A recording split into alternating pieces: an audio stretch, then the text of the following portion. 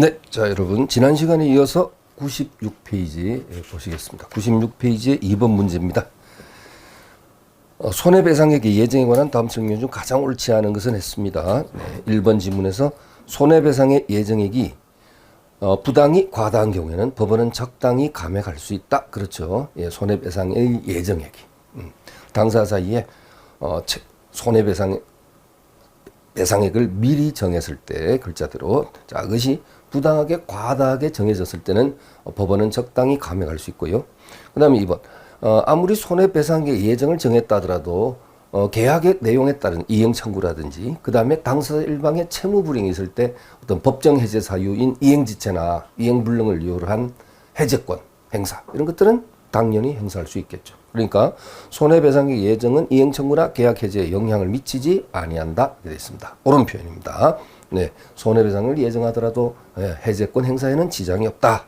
3번 위약금의 약정은 손해배상의 예정이 아니라 위약벌로 추정한다 했는데 위약금을 약정하게 되면은 손해배상의 예정으로 추정한다고 민법이 규정하고 있습니다. 이건 조문 중심으로 출제가 됐죠. 네, 위약벌은 아니고요. 위약벌은 당사자 사이에 위약벌에 특약을 하면 가장 이것은 뭐랄까요? 가장 그 책임이 무거운 거죠. 그러니까 뭐냐면 배상 범위가 가장 커질 수가 있다. 가장 무거운 것이 되는 것이다. 그렇죠? 그래서 위약벌은 위약금에다가 위약벌 하면 이꼴은 그렇죠. 위약금에다가 별도의 손해배상금까지 포함한 개념이 위약벌이거든요. 그러니까 위약벌에 특약을 하면 여기서 어쨌든 당사자 일방은 계약 내용대로 철저히 이행하지 않으면 불이익이 아주 크게 있게 될 것이다. 이렇게 이제 보는 거죠. 가장 무거운 그와 같은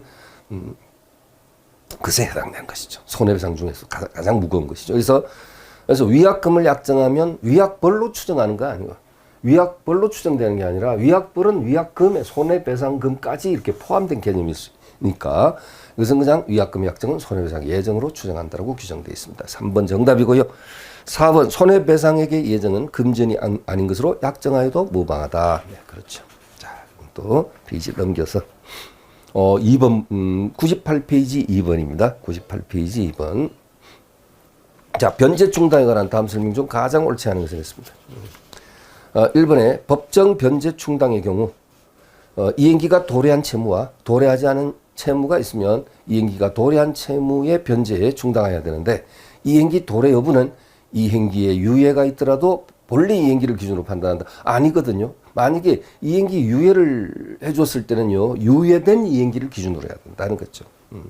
그러니까 이 법정 변제 충당에서 자 갑이 채권자, 을이 채무자인데 채무자가 변제를 했는데 그죠? 변제를 했는데 완전 변제가 되지 않은 정도의 일부 변제를 했다. 자 그렇게 됐을 때 자 어떤 변제 만약에 이행기에 도래한 채무가 A고 이행기 도래하지 아니한 채무가 B가 있다. 두 개 채무가 있는데 을이 변제를 했는데 A, B를 모두 완전 변제를 할 수 없는 같은 일부 변제가 됐을 때는 이때는 이행기 도래한 채무가 먼저 충당돼야 되겠죠. 왜냐하면 이행기 도래한 채무를 변제하지 않으면 이행지체로서 지연이자가 발생되니까 그죠? 그래서 이행기에 도래한 채무를 먼저 충당을 해야 된다라는 것입니다. 그런데 이 이행기 도래 여부를 판단할 때는 이행기 도래한 채무가 도래하지 않은 채무보다 먼저 충당돼야 되는 것은 당연한데 이행기 도래 유무는 만약에 갑과 을 사이에 변제기에 유예를 해줬을 때 채권자가 채무자를 상대로 해서 변제 기한을 만약에 한 두 달 정도 뒤로 유예를 해줬다면 그때는 당초의 약정 기한을 중심으로 하는 게 아니고 그걸 기준으로 하는 게 아니라 유예된 이행기를 기준으로 한다라는 거 주의할 필요가 있겠습니다. 이것도 출제 가능성이 변제 충당이 출제가 되면 출제 가능성이 유력하네요. 판례의 태도로서. 자, 그 다음에 2번입니다. 변제자가 주채무자인 경우 보증인이 없는 채무가 보증인이 있는 채무보다 변제액이 더 많다고 볼 수 없다. 예, 차이가 없답니다. 이건요. 보증인이 있거나 없거나의 차이는 없다라고 봅니다. 판례는. 자, 2번 맞고 3번. 지정변제 충당에서 지정변제 충당은 무엇부터 먼저 변제하라고 변제자가 지정을 하는 경우를 이제 원칙으로 봐야 되겠죠. 그래서 변제자 지정이 없다면 변제 받은 자가 그 당시 어느 채무를 지정하여 변제에 충당할 수 있지만 변제자가 그 충당에 대해서 즉시 이의를 한 때는, 이의를 제기한 때는요, 그러하지 아니하다. 그러니까 변제자가 지정 변제 충당을 할 수 있는데, 만약에 변제자가 지정하지 않았을 때는, 뭐부터 먼저 까라고 지정하지 않았을 때는 변제 수령자가 자기가 무엇을 할 수 있냐면 충당을 할 수, 임의대로 충당을 할 수 있어요. 그죠? 그런데 만약에 수령자가 충당할 수 있는데 그것에 대해서 만약에 이 변제자가 즉시 이의를 제기하면, 이의를 하면 그러하지 아니하다 하는 거죠. 다음 4번입니다. 채무자의 변제가 모든 채무를 소멸시키기에 부족한 때는 채권자가 적당하다고 인정하는 순서와 방법에 의하여 충당하기로 약정하였으면 채권자는 별도 의사표시를 하지 않고도 그 약정에 터잡아 스스로 적당하다고 인정되는 순서와 방법에조차 변제 충당을 할 수 있다. 네, 그렇습니다. 자, 변제 충당에 대한 문제였습니다. 자, 그 다음에 또 페이지 넘겨서 공탁입니다. 여러분, 100페이지 공탁. 자, 공탁에 관한 다음 설명 중 가장 옳지 않은 것을 했네요. 1번. 채권자의 태도로 보아 채무자가 설사 채무의 이행 제공을 하였더라도 그 수령을 거절할 것이 명백한 경우, 누가요? 채권자가 받지 않은 것이 명백한 경우에는 채무자는 이행 제공을 하지 않고 곧바로 변제 공탁을 할 수 있다. 라는 것이 또 판례의 태도입니다. 그렇죠? 그러니까 채무자가 이행 제공을 하더라도 채권자가 받지 않은 것이 명백하다. 그런 특별한 사정이 있을 때는요, 이행 제공하지 않고 곧바로 공탁을 할 수 있다. 그 다음에 2번. 변제 공탁이 적법하다고 할지라도 채권자가 공탁물 출급 청구를 하지 않았다면 변제 효력은 발생하지 않는다. 이건 잘못된 거죠. 이건 잘못된 것입니다. 공탁물 출급 청구 유무는 변제에 의한 채권 소멸하고는 무관하죠. 그래서 여러분 이것은 해설 참조 좀 하셔야 돼요. 오른쪽 페이지 상단에 보시면, 자, 밑줄 좀 쳐주시면 되겠습니다. 자, 첫 번째 줄 끝부분에 변제 공탁은 공탁 공무원의 수탁 처분과 공탁물 보관자의 공탁물 수령으로 그 효력이 발생하여 채무 소멸의 효과를 가져오는 것이지, 그 다음에 채권자에 대한 공탁 통지나 채권자의 수익의 의사표시 받겠다, 공탁물 수령하겠다는 등의 수익의 의사표시가 있는 때 공탁 효력이 생기는 것은 아니다. 그럼 언제 생긴다고요? 변제 공탁은 공탁 공무원의 수탁 처분하고, 그 다음에 공탁물 보관자의 공탁물 수령, 보관자의 수령으로서 그 효력이 발생한다는 거. 그러니까 반드시 채권자가 공탁물 출급 청구를 한다거나, 즉 수익의 의사표시, 이게 수령하겠다는 수익의 의사표시, 이런 것들이 있어야지 공탁 효력이 생기는 것은 아니다는 거죠. 변제 효력이 생기는 것은 아니다. 자, 그래서 2번 틀리고 정답이고요. 3번. 공탁에 하여 채권자는 공탁소에 대해서 공탁물 지급 청구권을 취득하고 이를 행사하여 공탁물을 수령할 수 있다. 방금 봤고요. 4번. 채무자가 채권자에 대하여 동시행항변권을 가지고 있는 경우에는, 자, 채권자는 그 의무 이행을 하지 않으면 공탁물을 수령할 수 없다. 동시행항변. 넣어줄 때까지 못 주겠다. 서로 간에 같은 경우. 자, 그 다음 여러분 102페이지. 자, 102페이지 또 상계 보시겠습니다. 상계에 관한 설명 중 가장 옳지 않은 것이었습니다. 발생의 법적 근거가 공법 관계인 벌금 채권을 자동 채권을 해서 국가가 사인의 국가에 대한 채권과 대등액에서 상계할 수 없다가 아니고 있다. 이렇게 돼요. 자, 이것은 여러분 어떤 내용입니까? 만약 국가가 그다음에 사인이, 이 사인이 국가에 대한 조세의 세금의 환급 채권이 있다. 오납한 세금의 환급 채권이 있습니다. 근데 국가는 이 사인에 대해서 어떤 형벌, 처분에 따라 벌금 채권이 있다. 자, 그럼 국가가 사인에 대한 이 벌금 채권을 자동 채권을 해서 그 사인의 국가에 대한 조세 환급 채권과 상계칠 수 있느냐. 그래서 지금 1번 지문은 상계할 수 없다라고 되어 있지만 판례에 의하면 상계할 수 있다는 것이 판례의 태도입니다. 그렇습니다. 그래서 1번이 바로 틀렸는데요. 다시 한번 발생의 법적 근거가 공법 관계인 벌금 채권을 자동 채권으로 해서, 그 다음에 국가가 사인의 국가에 대한 채권, 이걸 이제 조세의 환급 채권으로 생각하시면 되겠다. 그죠? 그래서 환급 채권과 대등액에서 상계할 수 있다라고 합니다. 그 다음에 2번. 수동 채권은 반드시 변제기에 도래해야 되는 것은 아니지만은 자동 채권은, 상계치는 자동 채권은 뭡니까? 반드시 변제기 있어야 한다는 거. 그 다음에 3번. 당사 사이에 상계 금지 특약이 있는 경우에는 상계가 허용되지 않는다. 그러나 이러한 특약은 선의 제3자에게는 대항하지 못한다. 이게 무슨 뜻이죠? 이거죠. 갑과 을 사이에 상계 금지 특약이 있었다. 상계를 치지 않기로 서로 특약을 붙였다. 그런데 그 특약은 그 사실을 모르는 선의 제3자에게는 대항하지 못한다. 뭡니까? 만약에 병으로 을에서 병으로 채권이 양도됐어요. 채권 양도. 자, 양도됐을 때 이때 이 병이 갑을 상대로 해서 뭐 반대 채권 가지고 상계를 친다. 자, 뭐 채권을 가지고 뭐 갑에 대한 채무와 상계를 한다. 가능하다는 거죠. 그래서 여기 보시면은 선의 제3자에게는 대항하지 못한다. 4번. 고의의 불법 행위로 인한 손해배상 채권은 이를 수동 채권에서 상계할 수 없다. 이거 여러분 아시죠? 갑이 채권자, 을이 채무자인데, 갑이 채권자, 을이 채무자인데, 을이 1,000만 원 빌려가지고 돈 안 갚으니까, 이 채무자가 돈을 안 갚으니까, 어떻게 했다고요? 갑이 을을, 뭐, 예를 들면, 뭐, 폭행을 했다. 그런 사례들이 있잖아. 그죠? 폭행.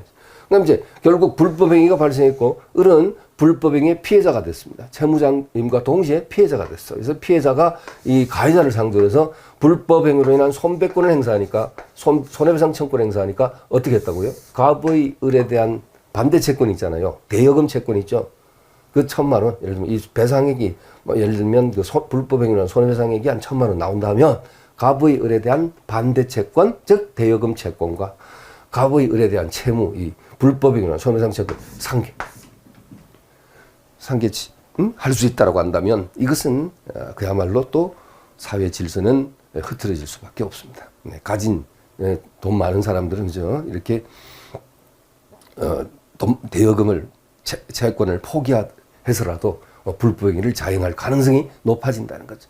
그래서 여러분 거기 4번 지문이 고의의, 이건 이제 분명히 폭행 때렸으니까 고의로, 그래서 고의의 불법행위로 한 손해배상 채권은 이를 수동채권에서 을의 갑에 대한 채권이죠. 갑 중심으로 보면 이게 자동이 아니고 수동채권이죠. 그렇죠? 그래서 수동채권에서 상계할 수 없다는 거죠. 근데 고의의 불법행위로 인한 손해배상 채권이라 했지 과실은 아닙니다. 과실은 가능합니다. 갑이 만약에 과실로 불법행위를 초래했고 따라서 을의 갑에 대한 손해배상 채권이 발생했을 때는 이때는 상계할 수 있어요.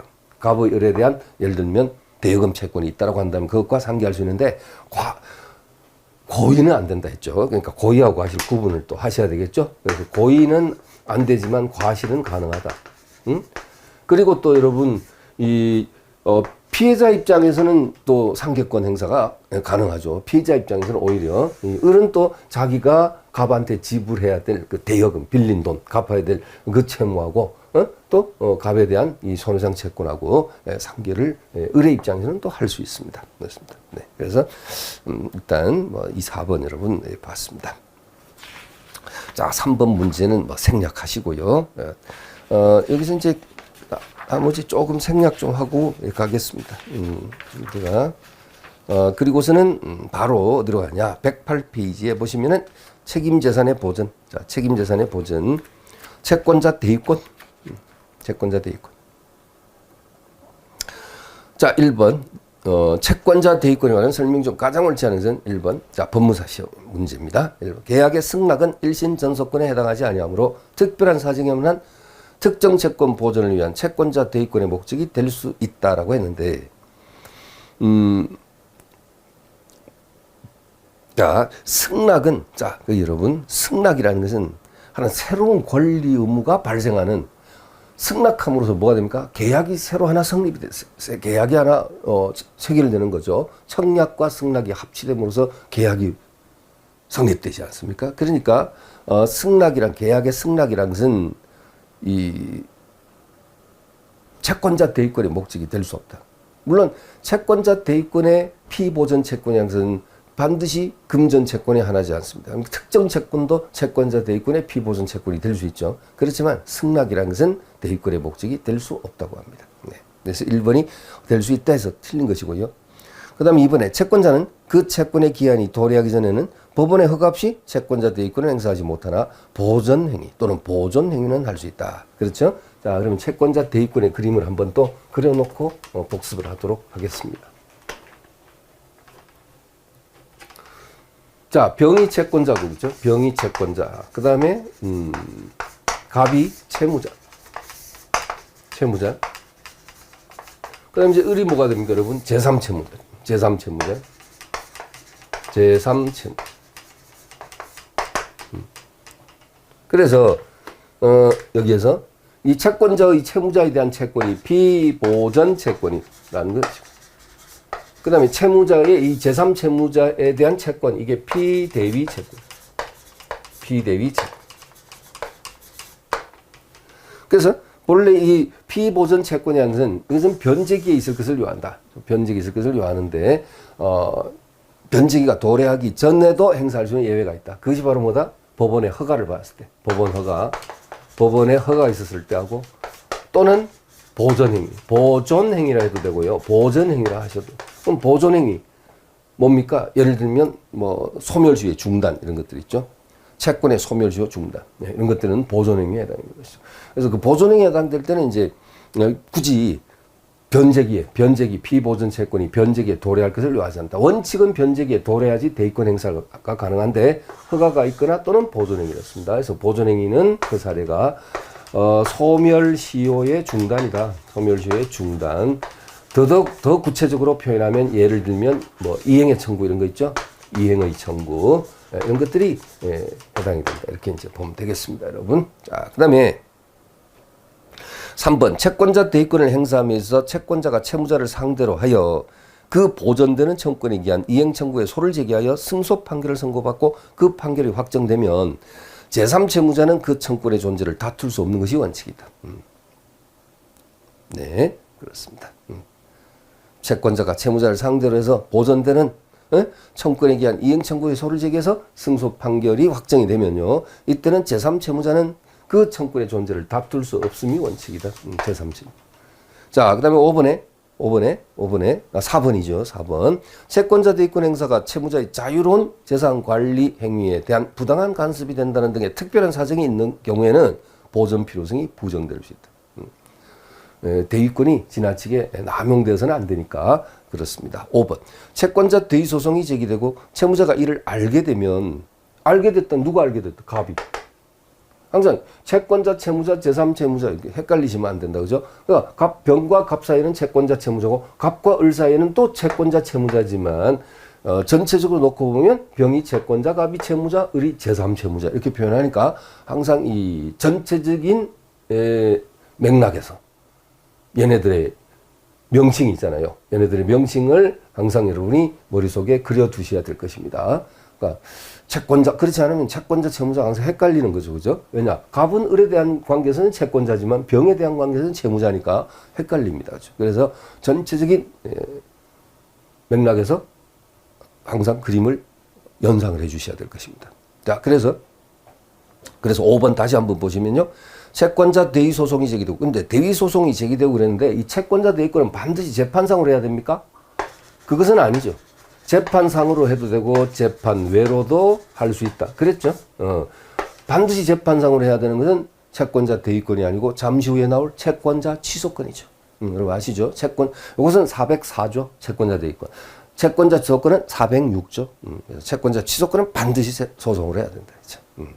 자, 그래서 5번 자꾸 반복해서 그 부분을 자꾸 반복해서 읽고 마무리를 못 짓는데, 자, 마무리하자고요. 채권자 대위 소송이 제기되고 채무자가 그 사실을 알게 되면 채무자가 피대위 권리를 제3자에게 처분하더라도 이로써 채권자에 대항하지 못한다. 그러니까 이 병이 을을 상대로 채권자 대위 소송을 제기했어요. 이렇게 소송, 채권자 대위권은 채권자가 제3채무자를 상대로 해서 행사하는 거 아닙니까? 채권자 대위권 자체가. 자, 그래서 이것은 이제 소송을 했죠. 재판상으로 했단 말이죠. 그 사실을 채무자가 알고, 갑의 을에 대한 채권을 만약에 다른 자에게 양도 처분했다. 정이란 자에게. 이 정은 누구냐? 갑하고 가까운 친척 사이입니다. 그렇죠? 예를 들면. 이것도 일종의, 병에게 불이익을 초래하는 행위가 될 수 있으니까 만약에 그 채권자 대위 소송이 제기된 사실을 알고서 채무자가 제3자에게 자신의 채권을 양도 처분하더라도 그것을 가지고 저 병에게는 대항하지 못한다. 예. 채권자 대위권에서 문제가 되어질 수 있는 예상되는 지문들입니다. 그죠? 잘 봐두시기 바랍니다. 네, 그렇습니다. 자, 이어서 2번 문제입니다. 역시 채권자 대위권에 관한 설명 중 가장 옳지 않은 것은 1번. 변제기가 도래하고 보전의 필요성이 인정되는 것이면 금전 채권, 종료 채권 물론 특정물 채권도 피보전 채권이 될 수 있다. 여러분, 아까 제가 얘기했죠. 이 채권자 취소권에서는요, 이제 잠시 후에 나올 채권자 취소권에서는 피보전 채권이 반드시 뭐에 하나죠? 금전 채권에 하나죠. 돈 빌려주고 받을 수 있는 채권. 그죠? 금전 채권에 하나는 것이 채권자 취소권의 피보전 채권인데, 이 채권자 대위권에서의 피보전 채권은 금전 채권일 수도 있고, 뭐 특정 채권일 수도 있고, 그게 지금 지문에 나왔지만 종류 채권일 수도 있단 말이죠. 그럼 금전 채권, 돈 빌려주고 받을 수 있는 채권일 수도 있고, 아니면 등기청권일 수도 있다. 그래서 등기청권을 여러분 특정 채권으로서 가장 유력한 사례로 기억해야 됩니다. 등기청권. 어떤 모습이요? 이 모습이죠. 자, 예를 들면, 이런 모습이죠. 예를 들어서, 갑하고 을하고 매매 계약을 했어요. 매매 계약했고,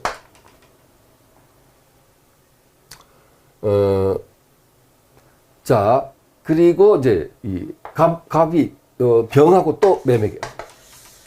또 매매 계약. 여기서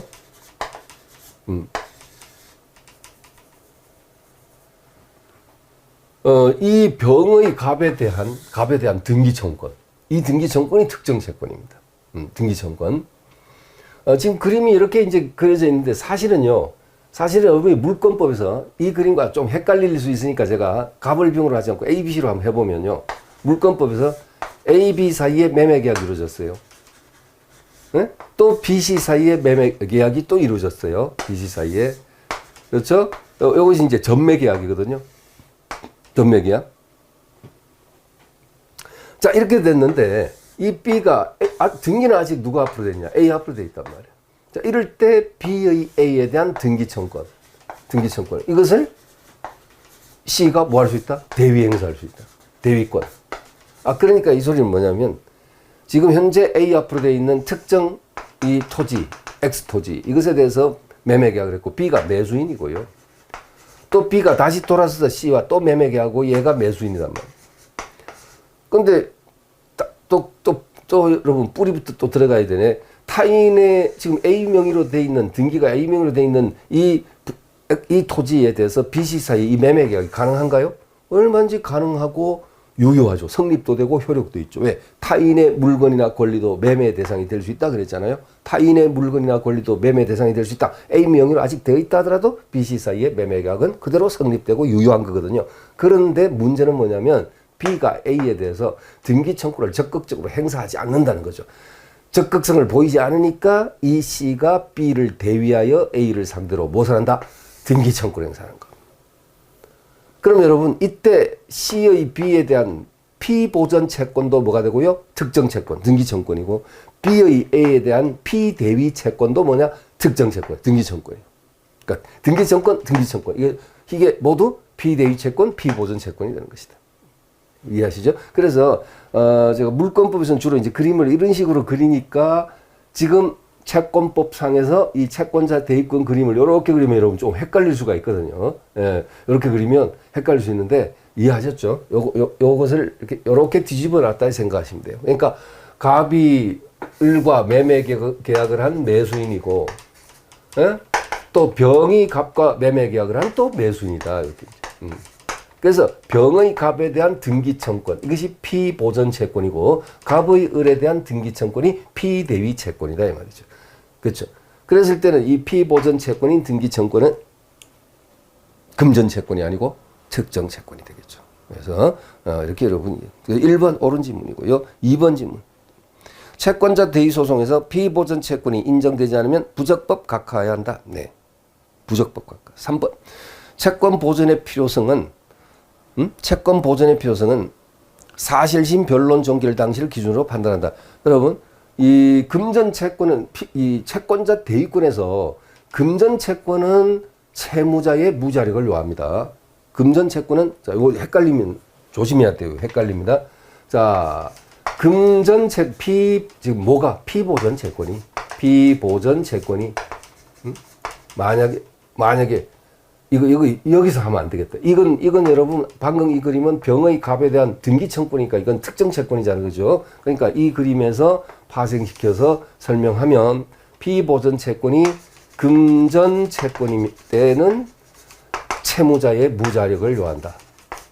무자력을 요하지만 특정 채권일 때는 이건 좀 지우고 특정 채권일 때는 채무자의 무자력을 요하지 아니한다. 이것도 헷갈리니까 주의하셔야 됩니다. 막 채권자 대위권 취소권이 상당히 헷갈리죠. 내용이 어려우니까. 근데 이것도요. 채권자 취소권 쪽으로 가면 채권자 취소권의 피보전 채권은 항상 금전 채권이잖아요. 예? 금전 채권이니까 채무자의 무자력을 요한다는 거죠. 채권자 취소권에 가면 그렇습니다. 그래서 이렇게. 그다음에 자, 근데 어쨌든 이 피보전 채권이 금전 채권일 때는 채무자 무자력을 요하는데 이 무자력을 판단하는 시점을 언제 시점으로 판단하냐? 사실심 변론 종결 시를 기준으로 한다는 거죠. 예. 출제 가능성 유력합니다, 여러분. 이 문제도. 그렇죠? 자, 그다음에 4번. 피보전 채권이 특정 채권인 경우에도 채무자 무자력을 요건을 한다? 방금 설명했습니다. 틀리고 정답입니다. 피보전 채권이 특정 채권인 경우에는 무자력을 요하지 아니한다. 네, 이제 조금 또 생략을 하시고요. 자, 어디로 가느냐? 113페이지에 채권자 취소권으로 가겠습니다. 자, 113페이지에 하단에 1번 사행위 취소에 관한 설명 중 가장 옳지 않은 것은 했습니다.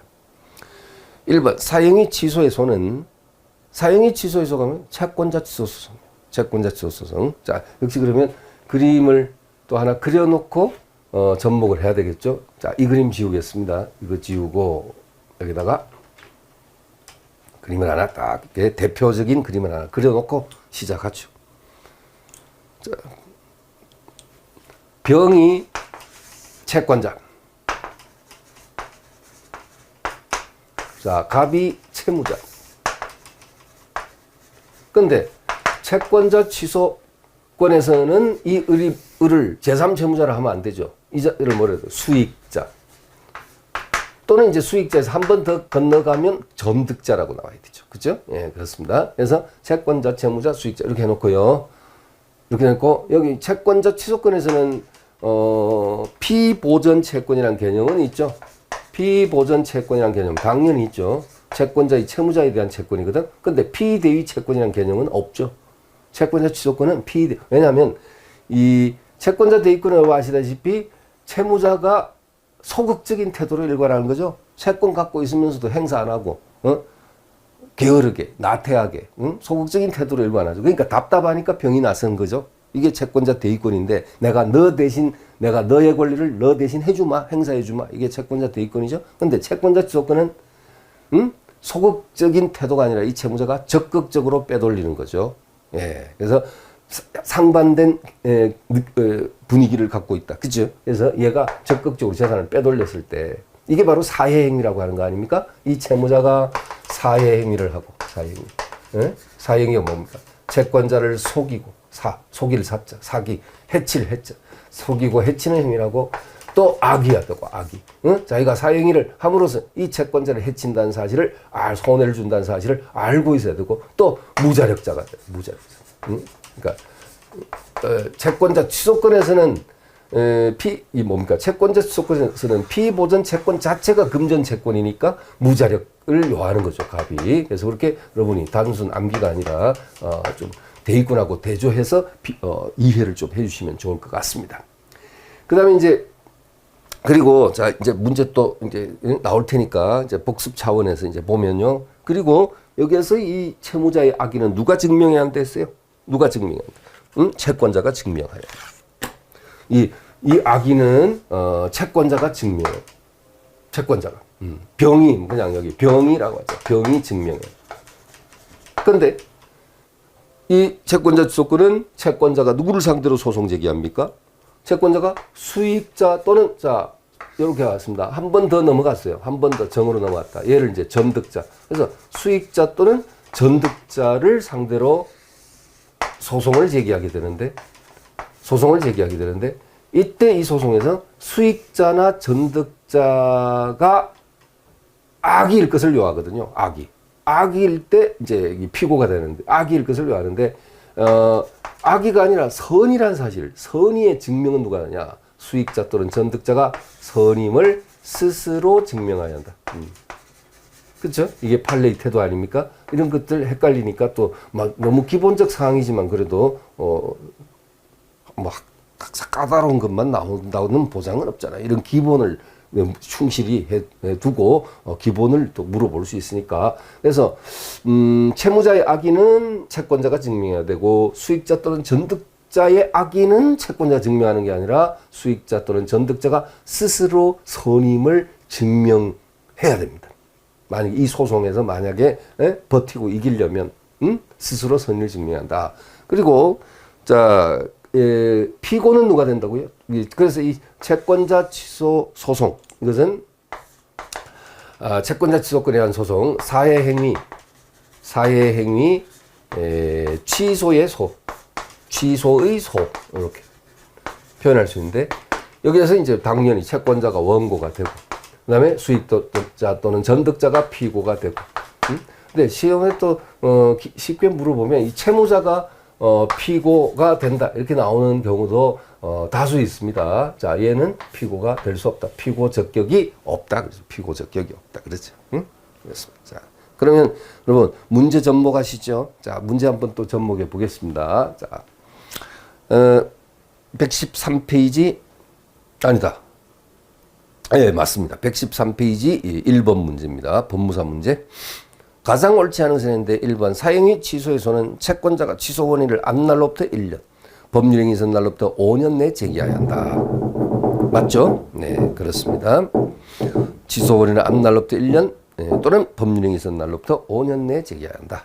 2번 채권자가 채권자 취소권을 행사하려면 사행위로 인하여 이익을 받은 자가 누굽니까? 수익자 또는 전득자를 상대로 그 법률행위 취소를 청구하는 소송을 제기해야 되는 것으로서 채무자를 상대로 소송을 제기할 수는 없다. 맞죠? 네, 채무자는 피고 적격이 없다. 그 다음 3번. 사행위라고 볼 수 있는 행위가 행하여지기 전에 발생한 채권은 원칙적으로 채권자 취소권에 의해서 보호될 수 있는 채권이 될 수 있고, 채권자의 채권이 사행위 이전에 성립한 이상 사행위 이후에 양도됐다 하더라도 양수인은 채권자 취소권을 행사할 수 있다. 네, 맞습니다. 그 다음에 4번에 무자력 상태의 채무자가 소송 절차를 통해 수익자에게 자신의 책임 재산을 이전하기로 하여 수익자가 제기한 소송에서 자백하는 등의 방법으로 배소 판결을 받아 확정시키고, 이에 따라 수익자 앞으로 책임 재산에 대한 소유권 이전 등기가 마쳐진 경우, 자, 채무자와 수익자 사이의 이전 합의가 사행위가 되더라도 확정 판결의 효력에 의하여 채권자는 확정 판결을 통해 마쳐진 소유권 이전 등기 말소를 구할 수 없어 그래요. 읽다가 지칩니다. 그죠? 예.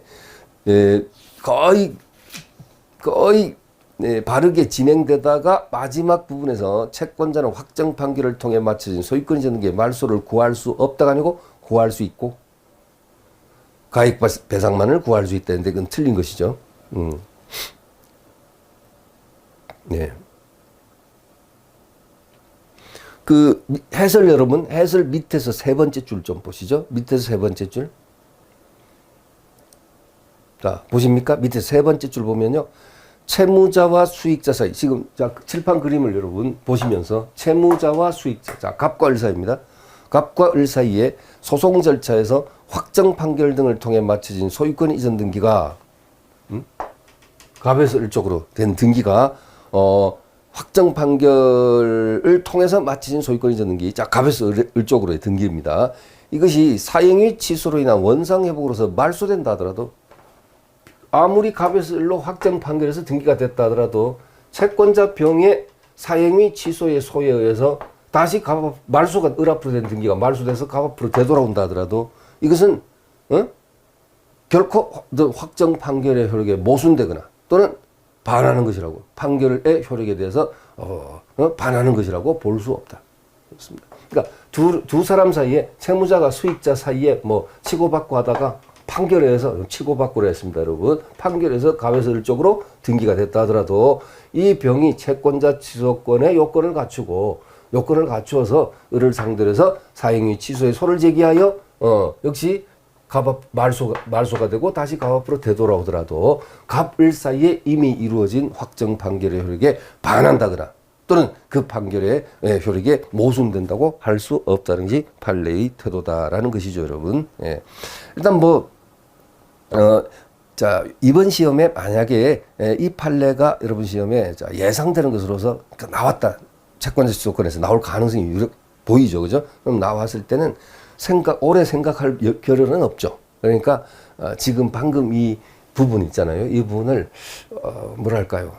기억을 우리가 좀 하기 위해서는 이렇게 여러분 눈동자가 좀 이렇게 조리개가 돼서요. 지금 어떻게 보면 이 삼면 관계죠. 이 삼각 관계지. 이것을 딱 좀 찍어 두시면 좋을 것 같아요. 그죠? 그러니까 갑에서 일적으로 확정 판결해서 채무자에서 수익자 쪽으로 등기가 넘어갔다 하더라도 병에 의해서 채권자 취소 소송에 의해서 을에서 갑으로 말소돼서 되돌아오는 거 가능하다. 이렇게 그림으로서 좀 이렇게 연상을 해 주시기 바랍니다. 네. 그 다음에 5번. 재산 분할 청권 보존을 위해서 사행위 취소권을 행사할 수 있다. 그랬죠, 여러분. 이 갑과 을이 부부 사이라 했죠. 부부 사이. 채무자와 수익자 사이가 부부 사이인데, 갑을이 이혼을 하면서 재산 분할 청권 행사하면서 갑이 1 가지고 철을 9를 줬다. 이건 뭔가 흑막이 있다. 그렇죠. 뭔가 냄새가 난다. 그렇습니다. 그래서 예를 들어서 제가 좀 극단적으로 남편이 1, 아내를 9 이렇게 재산 분할 하면서 말이죠. 그렇게 표현했는데 이것은 이 남편이 자신의 채권자를 속이고 재산을 숨기려고 한 그러한 의도가 보이는 것이다 이 말이죠. 그래서 여기서 재산 분할 청권 보존을 위해서도 사행위 취소권 행사할 수 있다.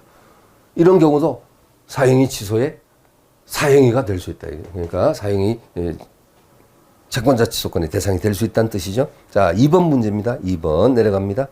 채권자 취소권에 관한 설명 중 가장 옳지 않은 것은 1번 피보전 채권. 이제 피보전 채권 뭐 이런 것은 바로 어떤 채권인지 바로 연상되니까 보전되는 채권자의 채권과 관련하여 금전 채권은 물론 소유권 이전 등기 청구 같은 특정 채권을 보전하기 위한 채권자 취소권도 인정된다. OX? X죠. X. 응? 채권자 대위권에서는 금전 채권, 특정 채권 모두 인정될 수 있지만 비보전 채권이 취소권에서는 금전 채권에 한한다는 거 이제 더 이상 말하지 않아도 되겠습니다. 여러분. 네, 그래서 1번. 예. 그래서 채권자 취소권은 특정 채권은 부정된다는 거 꼭 좀 기억해 주셔야 됩니다. 2번. 자, 2번 이 판례도 각종 시험에 좀 자주 나왔던 좀 길긴 합니다만, 그죠? 이건 피보전 채권은 원칙적으로 사행위가 행하여지기 전에 발생한 것임을 요한다. 그러나 그게 이제 원칙인데 이 피보전 채권은 채무자의 사행위가 발생되기 전에 이미 발생되어 있을 것을 요하거든요. 이미 성립되어 있을 것을 요하는데 예외가 있어요. 그러나 사행위 당시에 이미 채권 성립에 기초가 되는 법률 관계가 발생되어 있고 가까운 장래에 그 법률 관계에 터잡아 채권이 성립되리라는 점에 대한 고도의 개연성이 있으면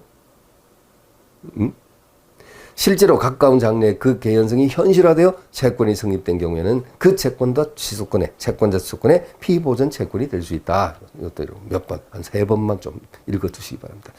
피보전 채권은 원칙적으로 사행위 이전에 성립되어 있을 것을 요한다. 그러나 예외적으로 가까운 장래에 사행위 이후에 이후지만 가까운 장래에 이 피보전 채권이 현실화되어서 그 피보전 채권이 성립될 개연성이 있다, 가능성이 있다. 이런 경우에는 역시 피보전 채권이 될 수 있다. 3번. 사행위 취소의 소에 있어서 원고는 채권자, 맞죠? 피고는 악의의 수익자 또는 전득자이며 채무자는 피고 적격이 없다. 맞습니다. 네, 맞고요. 4번. 채권자 취소 소송의 피고가 전득자인 경우에도 그 취소 대상은 오직 채무자와 수익자 사이의 법률행위 안 하고 이 상대적으로 예. 채무자와 수익자 사이의 채권자 취소 소송의 피고가 전득자라 하더라도 그 효력은 결국 갑과 을 사이에 나타난다. 예? 채무자와 수익자 사이 법률행위 안 하고 수익자와 전득자 사이 법률행위가 사용의 요건에 해당되어야 되는 것은 아니다. 네, 아니다. 자, 좋습니다. 네, 자, 117페이지 갑니다. 117페이지. 자, 여러분, 117페이지.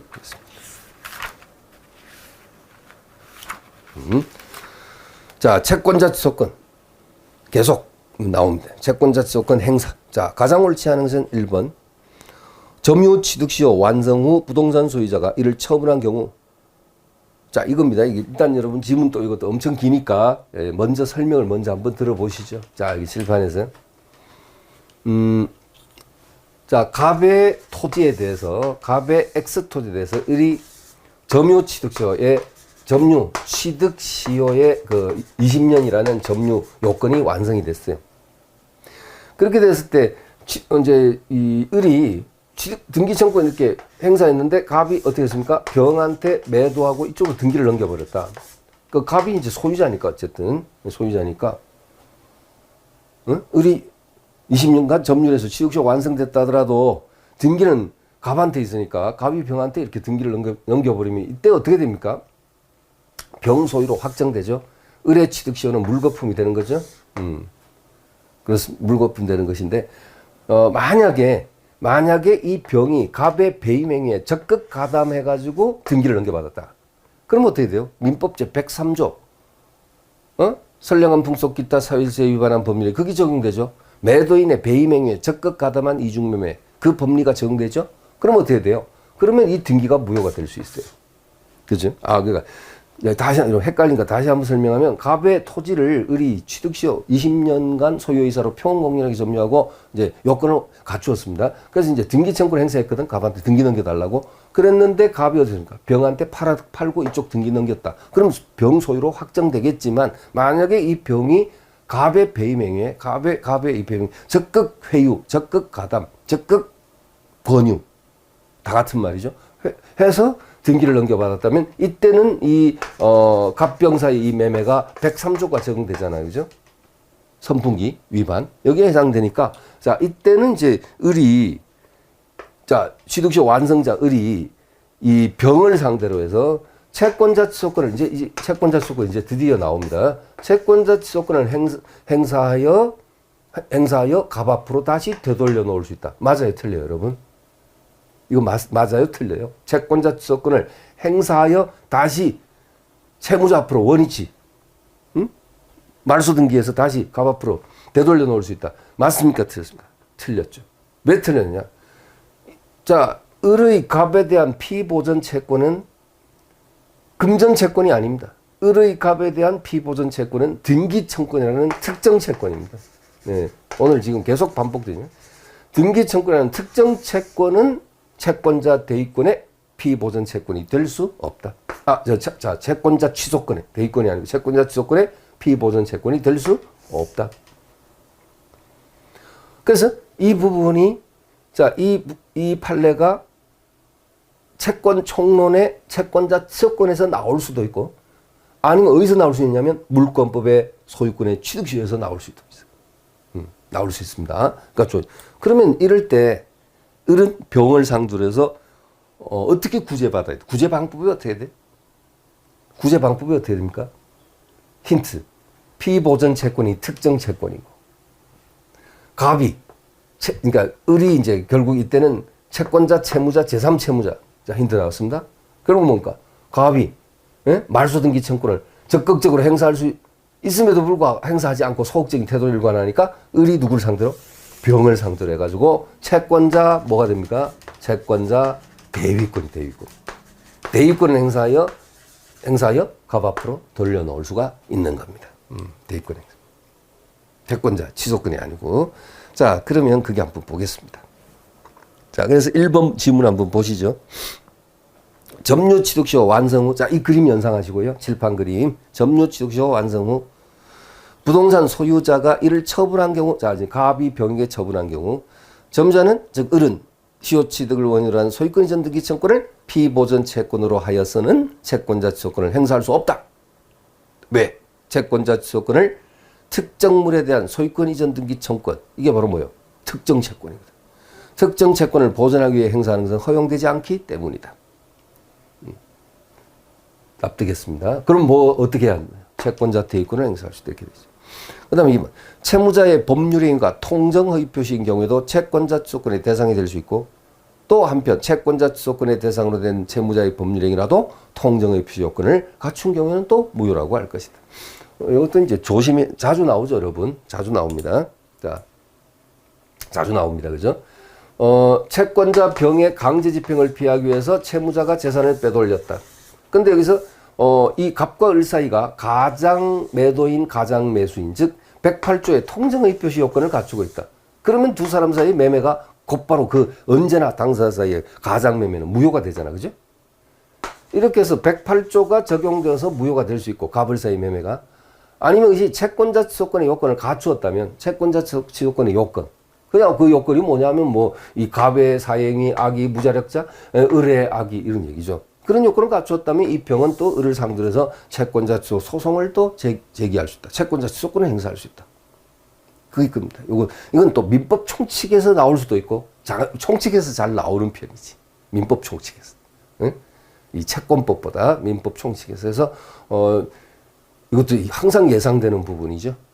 응? 예상되는 부분. 그러니까 통정의 표시의 경우 채권자 취소권의 요건을 갖춘 경우에는 채권자 취소권을 행사할 수 있다. 아니면 뭐 갑, 을 사이에 가장 매매는 언제나 무효니까 그렇게 108조가 적용될 수도 있고. 그 다음에 3번. 채권자가 채권자 취소권을 행사할 때는 원칙적으로 자신의 채권을 초과해서 취소권을 행사할 수는 없고 이때 채권자의 채권에게는 사회행위 취소를 명하는 판결이 확정될 때까지 발생한 이자나 지연 손해금이 포함된다. 이런 부분은 뭡니까? 채권자 취소권의 기본적인 어떤 법리로는 조문이나 법리로는 판단하기가 힘들죠. 결국 대법원 판결에서 어떻게 판시를 했느냐 기억할 수밖에 없습니다. 그래서 판결은 자 뭐라고 그러냐면요. 자 대법원 판례는 거기 사행위 취소를 명하는 판결이 확정될 때까지가 아니라 사실심 변론 종결시까지라고 판시하고 있습니다. 그러면 바꿔서 한번 읽어보자고요. 3번.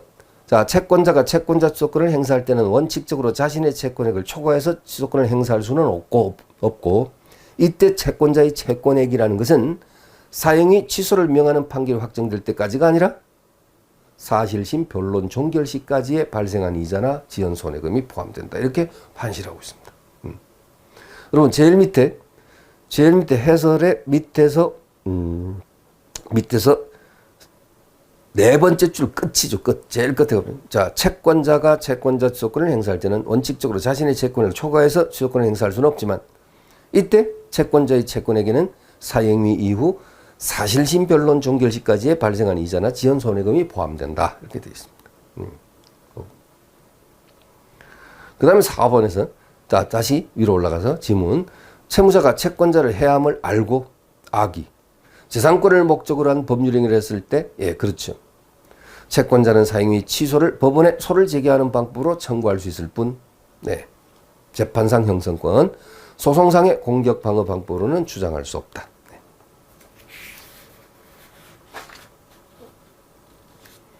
자 그렇습니다. 자 다음 페이지 연대채무.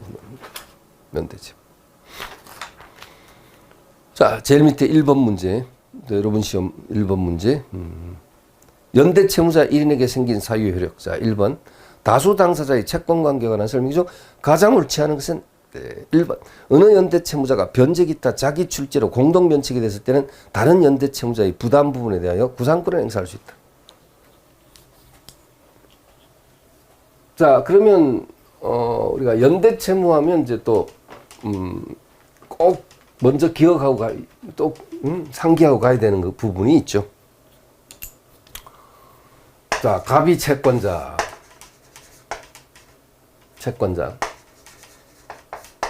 뭐 A, B, C가 연대 채무자라 하죠. 자, 일체형 절대적 효력이 있는 사유가 뭐죠? 일체형 절대적 효력이 있는 사유. 1절. 이게 뭡니까? 변대공 상경 이체다. 변대공 응?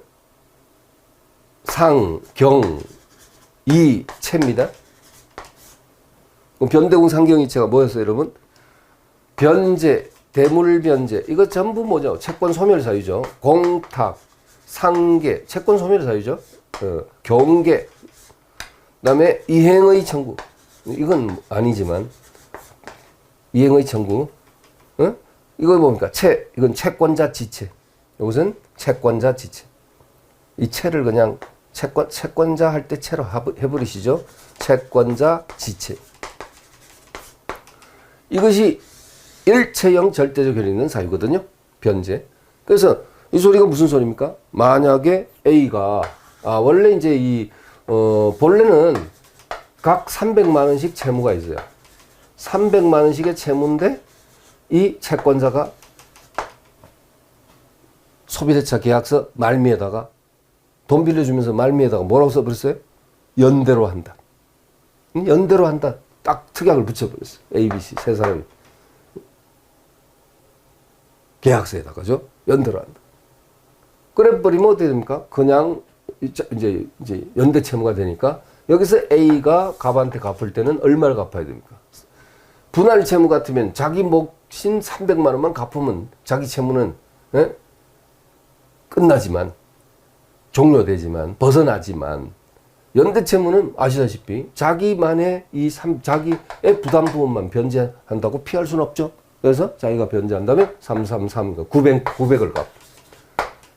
이렇게 해서 다른 채무자들을 채무를 면하겠다면 A는 B, C에게 구상권을 행사할 수 있다. 너무나 당연한 얘기를 지금 하고 있습니다. 그죠? 그래서 그것이 지금 그 1번 지문이에요, 여러분. 그래서 이 일체형 절대적 효력 있는 사유는 같이 보시다시피 지금 방금 A가 한 행동은 뭡니까? 변제죠.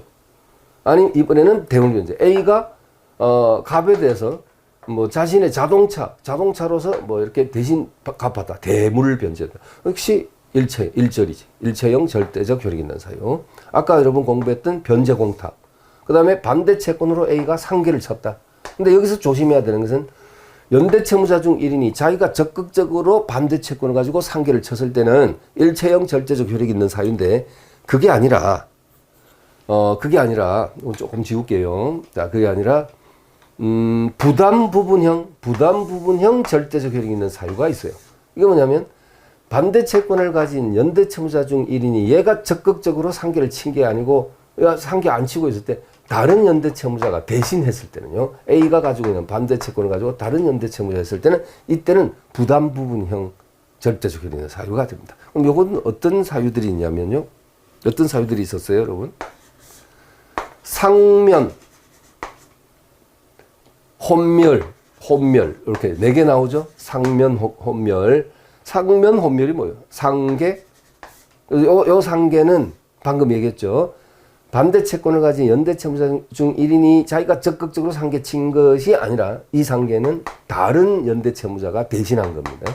그 다음에 면제, 상면, 혼멸이니까 상계, 면제, 혼동, 멸은 뭐예요? 소멸시효. 자, 이것은 부담 부분형입니다. 부담 부분.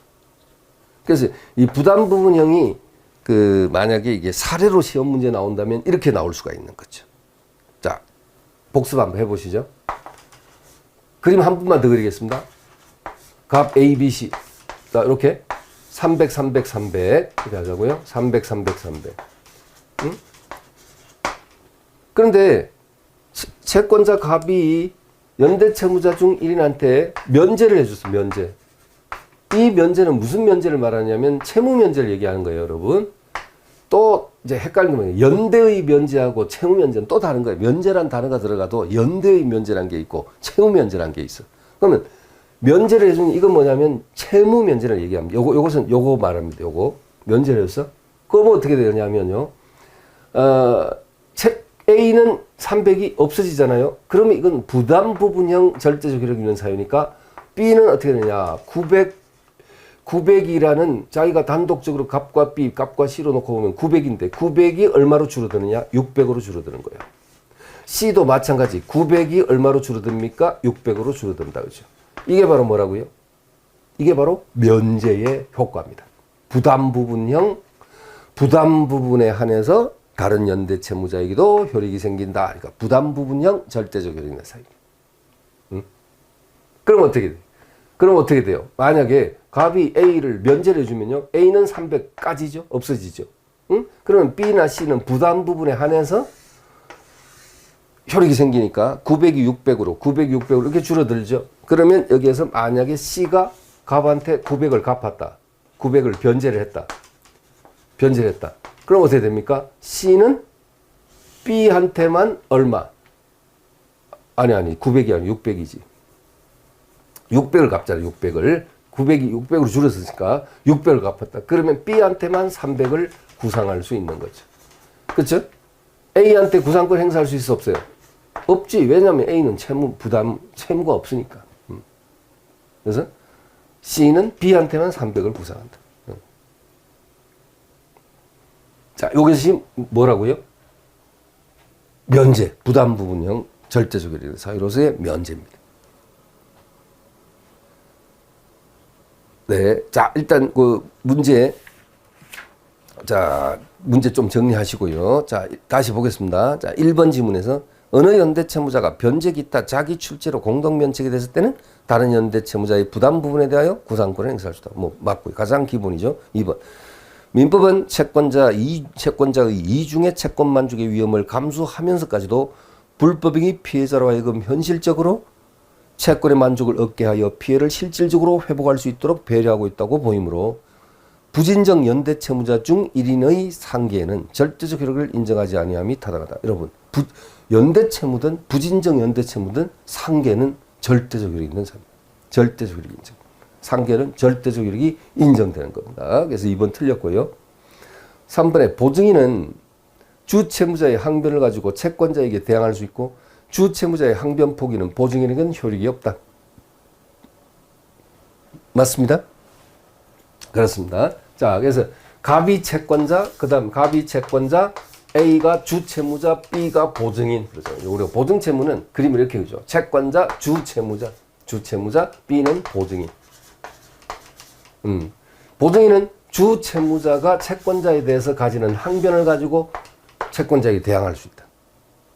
만약에 뭐 주채무가 소멸시효가 완성됐다든지 완성됐는데도 불구하고 이 주채무자가 항변을 하지 않고 있다. 주장하지 않고 있다. 그럼 보증인이 그것을 가지고 항변할 수 있다. 왜냐하면 주채무가 소멸시효를 소멸하면 보증인도 책임을 피할 수 있지 않습니까? 그러니까 당연히 보증인은 주채무자가 채권자에 대해서 가지는 항변을 가지고 뭐 할 수 있다? 대항할 수 있다. 그리고 주채무자가 어떤 항변을 채권자를 상대로 포기하더라도 그건 보증인에게는 효력이 미치지 않다. 만약에 소멸시효가 완성됐는데 이 주채무자가 소멸시효 완성 이익을 포기했다. 그럼 보증인의 눈으로 바라보면 참으로 미칠 노릇이겠지만 사실 미치지 않아도 됩니다. 뭔 얘기냐면 주채무자가 소멸시효 완성 이익을 포기하더라도 보증인에게는 그 효력이 미치지 않거든요. 미치지 않는다. 그렇죠? 자, 그래서 3번 지문 한 번 더 읽어봅니다. 보증인은 주채무자의 항변으로 채권자에게 대항할 수 있고 주채무자의 항변 포기는 보증인에게는 효력이 없다. 아시죠? 자, 맞고. 4번에 여러분 우리가 총칙 때 신의 측에서 했던 거 있지 않습니까? 사정 변경 원칙에 대한 판례. 어떤 내용입니까? 그 A 회사의 임원으로 있었던 갑이 명퇴당하고 난 다음에 회사의 이사의 지위에서 떠나고 난 다음에 회사의 이사로 있을 때 회사를 위하여 보증을 서준 것. 그거 지금 사정 변경이 됐다는 것을 이유로 해서 해지할 수 있느냐. 보증계약을 해지할 수 있느냐. 자, 여러분 어떻게 기억하고 있습니까? 확정 채무에 대한 보증일 때는 해지권 사정 변경을 이유로 들어 해지할 수 없다. 그렇지만 불확정 채무에 대한 보증일 때는 불확정 채무 내지는 뭐 계속적 보증 내지는 포괄금 보증 이런 용어 나오죠, 여러분. 그래서 총식 한 때가 벌써 조금 지났으니까 그죠? 그래서 이것만 복습 한번 하고 가시죠. 확정 채무에 대한 보증일 때는 사정 변경을 이유로 해지할 수 없다. 근데 불확정 채무로 나오든지 아니면 뭐 계속적 보증 이렇게 나오든지 아니면 뭐 계속적 보증에 뭐 포괄금 보증 뭐 이런 거 나오든지 이런 경우에는 사정 변경을 이유로 해지할 수 있다. 그렇게. 그러면 4번 어때요? 맞아요? 틀려요? 회사의 이사가 채무액과 변제가 특정되어 있는 회사 채무에 대해서 특정되어 있는 회사 채무. 이거 확정 채무죠. 보증계약을 체결한 경우에는 계속적 보증이나 포괄금보증의 경우와는 달리 이사적 사임이라는 사정 변경을 이유로 보증인 이사가 일방적으로 보증계약을 해지할 수 없다. 그죠? 네. 자, 됐습니다. 자, 여러분. 한 문제만 더. 한 문제. 120페이지. 제일 밑에. 120페이지 제일 밑에 보증채무에 관한 설명 중 가장 옳지 않은 것은 1번. 주 채무자에 대한 채권이 이전되면 당사 사이 별도의 특약이 없는 한 보증인에 대한 채권도 함께 이전하지만 이게 바로 무슨 성격 때문입니까? 부종성 내지 수반성 때문이죠. 부종성, 운명을 같이 한다. 수반성, 따라서 움직인다. 그죠? 그래서 그런 성격이죠. 그러니까 이 얘기 아닌가요? 이거?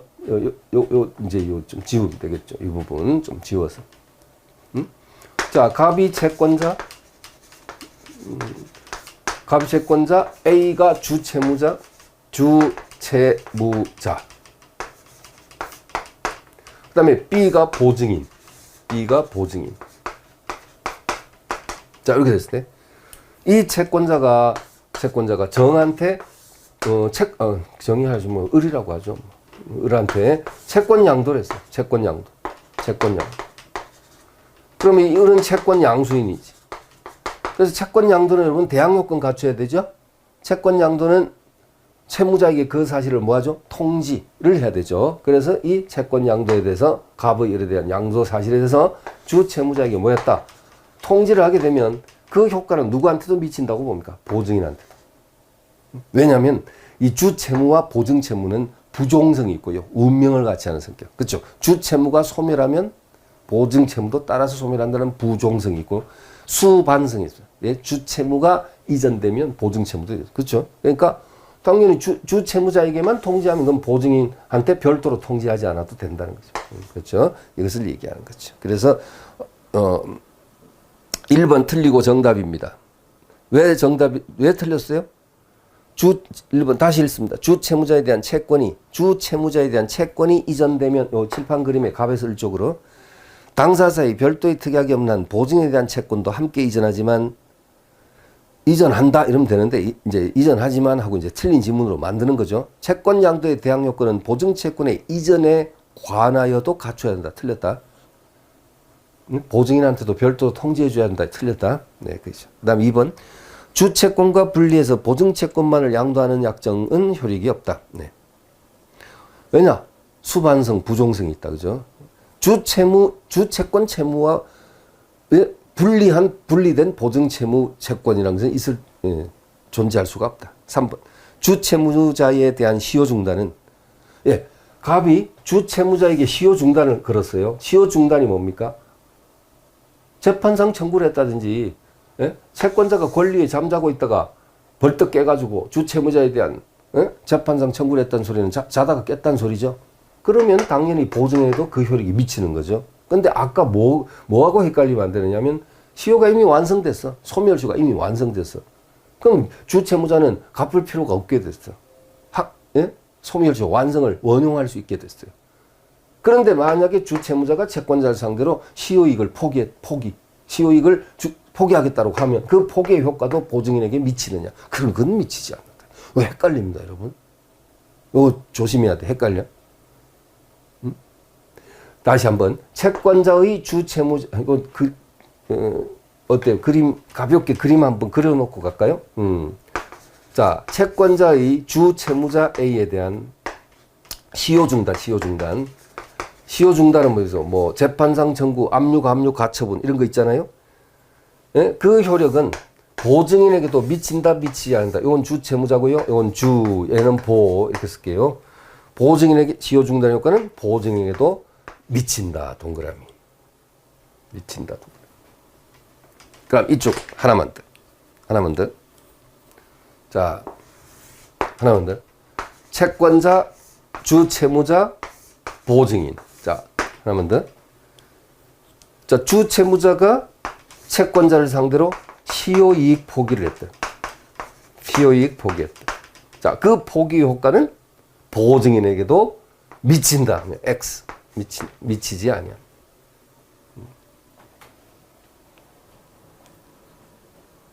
자, 그 다음에 문제 마무리 4번 질문. 어느 연대 채무자나 어느 불가분 채무자를 위하여 보증인이 된 자는 다른 연대 채무자나 다른 불가분 채무자에 대해서 그 부담 부분에 한하여 구상권 행사할 수 있다. 예, 그렇습니다.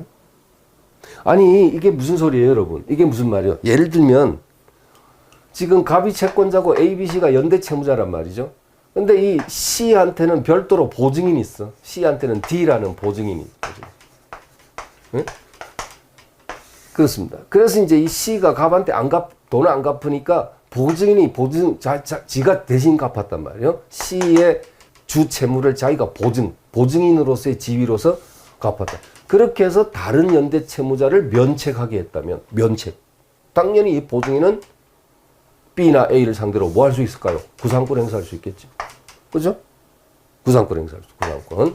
그러니까 구상권을 꼭 연대 채무자끼리만 행사할 수 있는 것은 아니다. 어느 연대 채무자에 대한 보증인, 그 보증인도 당연히 채무 소멸의 결과를 가져왔다면, 공동 면책의 결과를 가져왔다면 당연히 뭐 할 수 있어요? 구상권 행사할 수 있다. 됐죠? 예, 이렇게 맞습니다. 이렇게 좀 예상되는 것으로 해주시고요. 자, 이번 시간 여기까지 봤습니다. 다음 잠시 끊었다가 다음 시간에는 채권 양도 채무 인수 보시도록 하겠습니다.